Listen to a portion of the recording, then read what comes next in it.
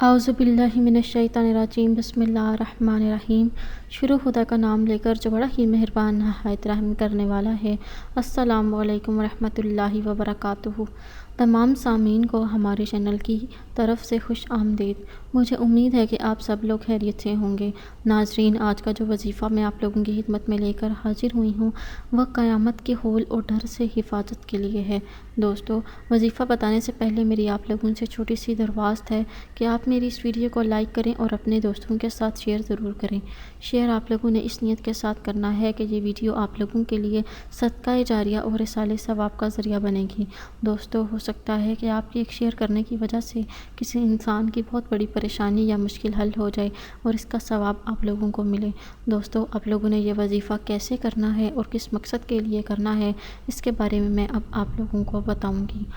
जो शख्स क़यामत के होल से और उसकी सख्ती से डरता हो और उसके दिल से क़यामत का डर ना जाता हो, यहाँ तक कि वो कांपता रहता हो और उसकी वजह से बहुत बुरे बुरे ख्वाब आते हों, तो उसे चाहिए कि वो ये वजीफ़ा रोज़ाना करे।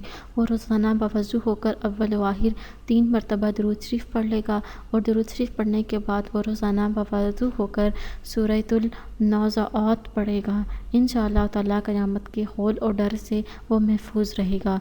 दोस्तों, अगर आप लोगों को आज की वीडियो पसंद आई है तो कमेंट्स में इसका इज़हार ज़रूर कीजिएगा। मेरी अल्लाह पाक से दुआ है कि अल्लाह पाक आप सब पर अपना हाथ रहम, अपना हाथ करम फरमाए। आप सबको अपनी रज़ा, अपनी खुशनुदी, अपनी चाहत, अपनी मोहब्बत, अपनी गुरबत अता फरमाए। आमीन।